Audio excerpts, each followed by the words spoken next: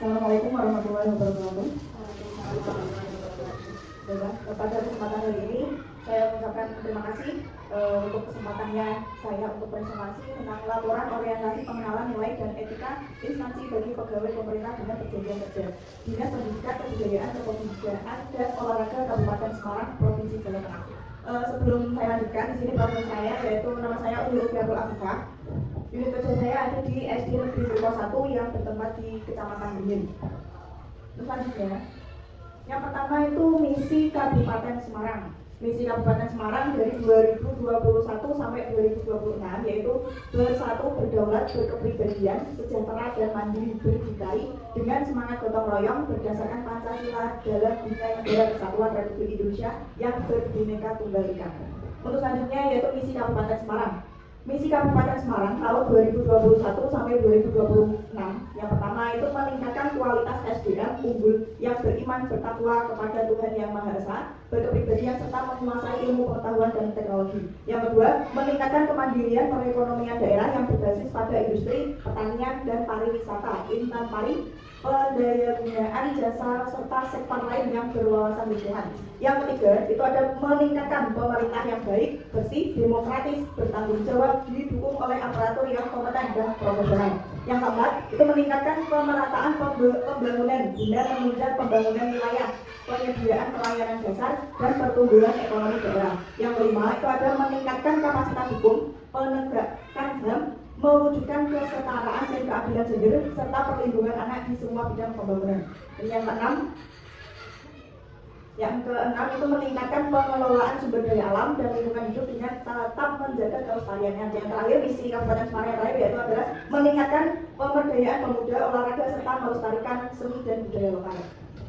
Untuk selanjutnya di sini saya menyampaikan manajemen kepegawaian dan penilaian kinerja P3K. Yang pertama itu ada manajemen kepegawaian P3K. Manajemen kepegawaian P3K itu meliputi penetapan kebutuhan, pengadaan, penilaian kinerja, hak dan kewajiban, gaji dan tunjangan, pengembangan kompetensi, pemberian penghargaan, disiplin, pemutusan hubungan perjanjian kerja dan perlindungan. Yang kedua, penilaian kinerja P3K. Itu penilaian yang dilakukan dengan tujuan menjamin objektivitas prestasi kerja yang sudah disepakati berdasarkan perjanjian kerja antara P3K dengan pegawai yang bersangkutan. Penilaian kinerja P3K itu dilakukan berdasarkan perjanjian kerja di tingkat individu dan tingkat unit atau organisasi dengan memperhatikan target, sasaran, hasil, manfaat yang dicapai dan perilaku pegawai. Kemudian yang ketiga itu ada disiplin P3K. Disiplin P3K itu diatur dalam bab 8 pasal 51 dan 52 sesuai dengan pasal 51 yang nomor 1 untuk menjamin terpeliharanya tata tertib dalam kelancaran pelaksanaan tugas. P3K wajib mematuhi disiplin P3K. Yang kedua, instansi pemerintah wajib melaksanakan penegakan disiplin terhadap P3K serta melaksanakan berbagai upaya peningkatan disiplin. Yang ketiga, P3K yang melakukan pelanggaran disiplin dijaluri hukuman disiplin. Selanjutnya nilai dan etika organisasi perangkat daerah OPD pada SD Negeri Tuko 1. Visi misi yang pertama, visi SD Negeri Tuko 1 itu adalah menjadi sekolah dasar yang unggul dalam prestasi, berkarakter, berwawasan lingkungan serta berlandaskan iman dan takwa. Dari visi tersebut dapat dijabarkan yang pertama, unggul dalam prestasi. Itu yang pertama ada terwujudnya sekolah inovatif dalam pembelajaran. Yang kedua, berprestasi baik dalam akademik maupun non-akademik. Kemudian yang ketiga, itu tercapainya tingkat kelulusan 100%. Dan yang keempat, tercapainya tingkat kelulusan dengan perolehan rata-rata 75 ke atas. Kemudian yang kedua, berkarakter. Terciptanya kerukunan sesama anggota warga sekolah. Yang kedua, terciptanya rasa saling menghargai sesama warga sekolah. Dan yang ketiga, terciptanya kepedulian antar warga sekolah. Kemudian berwawasan lingkungan sekolah sebagai tempat belajar perlu memiliki lingkungan yang asri, bersih, dan sehat sehingga akan tercipta suasana yang menyenangkan, nyaman, dan aman. Dan yang terakhir, berlandaskan iman dan takwa untuk membentuk generasi yang beriman bertakwa kepada Tuhan Yang Maha Esa.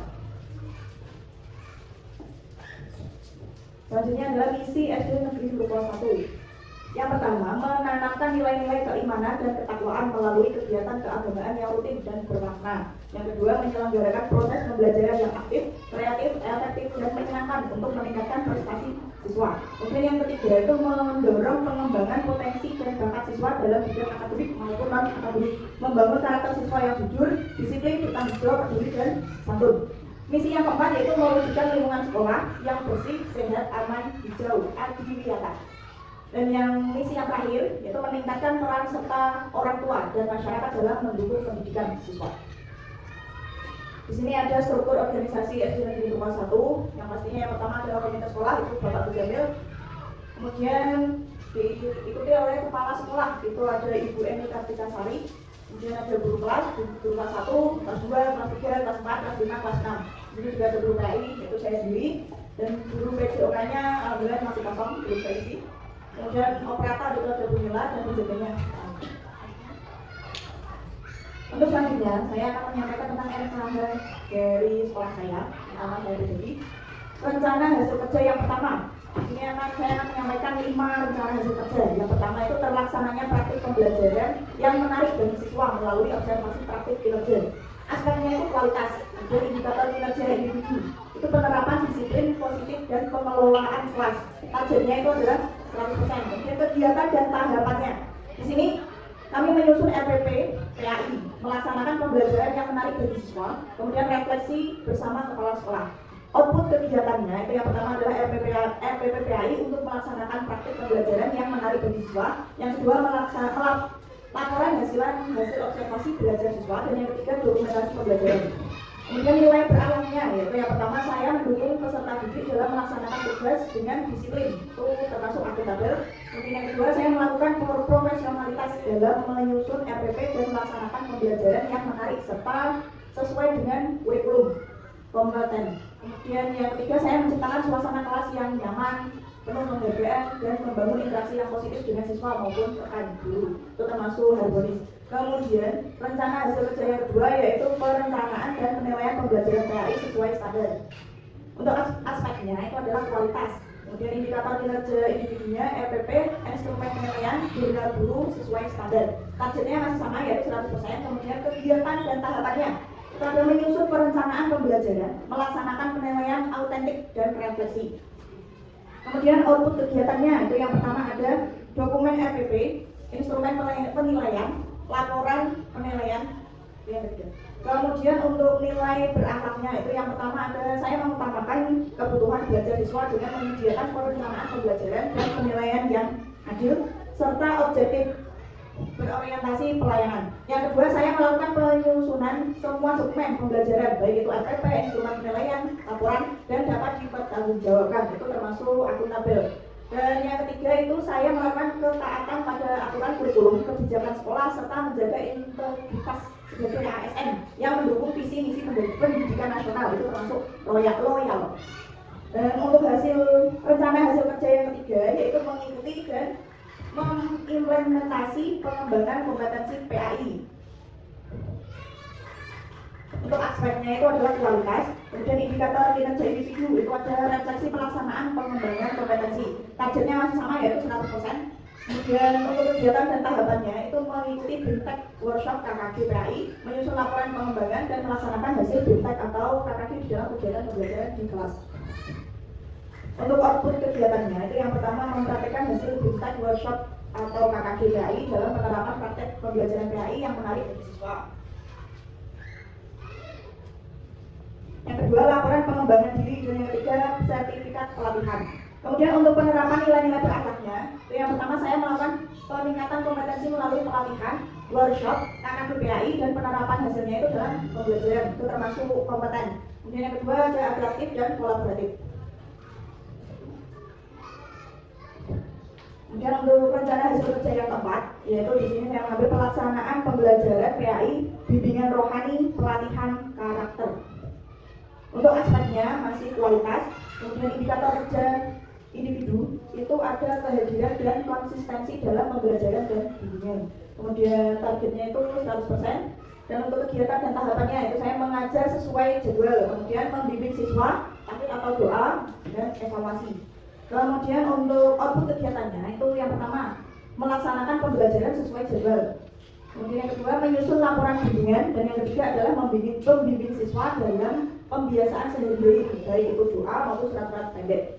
Untuk nilai akhlaknya, yang pertama saya melakukan pembelajaran dan bimbingan rohani. Yang kedua, saya melakukan bimbingan harmonis dengan siswa dan rekan kerja beserta bekerja sama dengan pembiasaan doa-doa harian, surat pendek, dan menunjukkan loyalitas pada sekolah dengan hadir sesuai jadwal dan melaksanakan tugas dengan konsisten. Itu termasuk harmonis, kolaboratif, dan loyal. Untuk selanjutnya, rencana hasil kerja yang nomor 5 yaitu melaksanakan tujuan tambahan ekstrakurikuler administrasi sekolah. Aspeknya itu kualitas, kemudian indikator kinerja individunya melaksanakan tugas tambahan sesuai arahan, targetnya 100%, dan untuk kegiatan dan tahapannya itu menjadi pembina ekstrakurikuler keagamaan menyusun administrasi.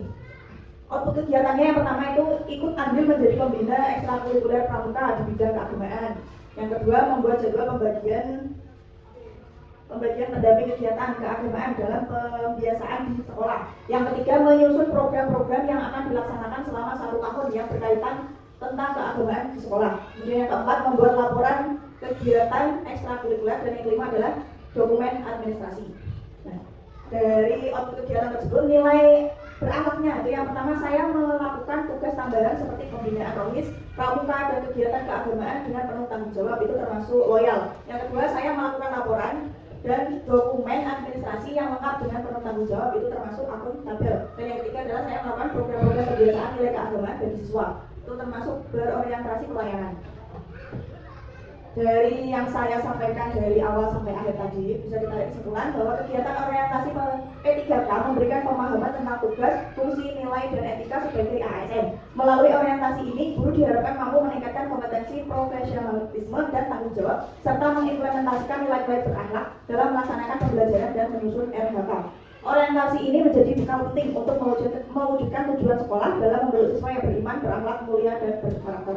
Mungkin cukup sekian dari pemaparan saya. Untuk selanjutnya akan saya buka sesi pertanyaan, mungkin cukup 2 pertanyaan saja. Silakan teman-teman. Bu Vicky. Terima kasih Bu Uli untuk waktu yang diberikan kepada saya.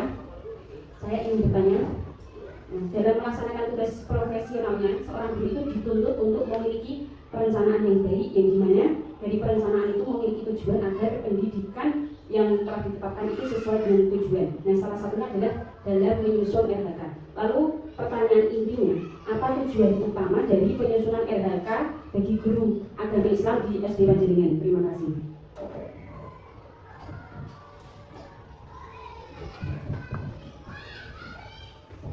Terima kasih untuk pertanyaan dari Bu Vicky. Saya ulangi pertanyaan dari Bu Vicky, yaitu apa tujuan utama penyusunan rencana hasil kerja guru pendidikan agama Islam di SD Negeri Trukok 1. Bisa menjawab, tujuan penyusunan RHK ini itu adalah untuk meningkatkan kualitas praktik pembelajaran, kemudian melaksanakan penilaian dan perencanaan pembelajaran sesuai dengan standar, dan mengembangkan kompetensi guru serta mengaktualisasikan nilai-nilai berakhlak dalam setiap kegiatan pembelajaran dan pembinaan siswa. Mungkin itu jawaban saya. Oh, masih kurang dulu. Untuk selanjutnya, pertanyaan selanjutnya. Baik, di sini saya ingin bertanya, mengapa peningkatan kualitas praktik pembelajaran menjadi prioritas pertama dalam RHK? Terima kasih.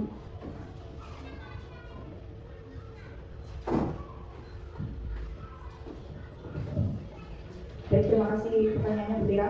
Pertanyaannya ini masih menyambung dengan pertanyaan yang nomor 1, yaitu mengapa peningkatan kualitas praktik pembelajaran itu menjadi prioritas pertama dalam RHK. Karena keberhasilan pendidikan sangat ditentukan oleh kualitas pembelajaran. Kemudian dengan menyusun RPP yang menarik, itu menerapkan disiplin positif dan melakukan refleksi bersama kepala sekolah. Guru dapat menciptakan suasana belajar yang menyenangkan, yang efektif, sehingga hasil belajar siswa itu lebih optimal, lebih maksimal. Mungkin itu jawaban dari saya.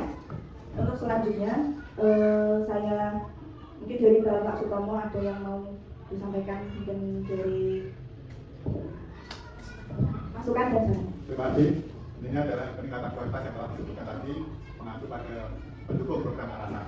Jadi pembelajaran tidak hanya mengejar capaian saja, tapi juga kualitas. Untuk penampilan itu sudah bagus, hanya saja lebih ditingkatkan pemasaran materi dalam pemasaran audiens dalam sehingga lebih menarik. Terakhir tentang program wisata seperti diperhatikan jelas dilihat oleh dan juga betul. Assalamualaikum. Terima kasih saya ucapkan pada Bapak Tomo. Untuk selanjutnya saya ucapkan banyak terima kasih pada teman-teman karena sudah memberikan kesempatan saya untuk berkomunikasi di depan.